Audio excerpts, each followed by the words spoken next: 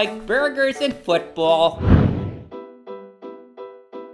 And of course, a good beer doesn't hurt.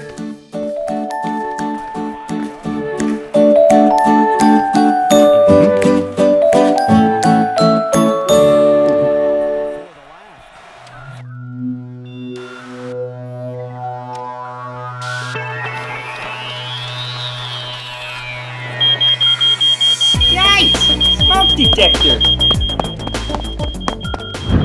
What now? I know. The broom! Come on, stop chirping. I'll just tear it down. Hi, Antonio. Hi, Tom. Hey man, don't hurt yourself. I heard your smoke alarm going off, and it's never a good idea to disable or remove the smoke detectors in your home. I mean, look, they're there for you and your family's protection. Anytime you got an issue with a smoke detector, first thing you gotta do is remove the smoking item from the heat source.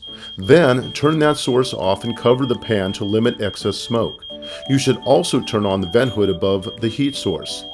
Well, I did turn off the stove burner. Good. Now cover or remove the source of smoke and see if you can find something like a pizza box or a magazine to fan out the smoke. I'll go and open the window to further clear the room.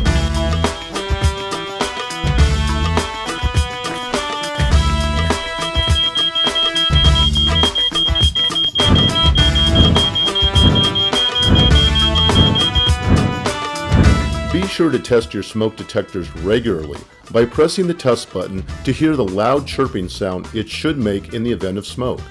A smoke alarm with a high-pitched, consistent chirp when no smoke is present is generally a reminder that the battery needs to be replaced. A smoke alarm that has a random chirp is an indication of a possibly defective smoke detector. In this case, call California Oaks Property Management so one of our team members can address it promptly.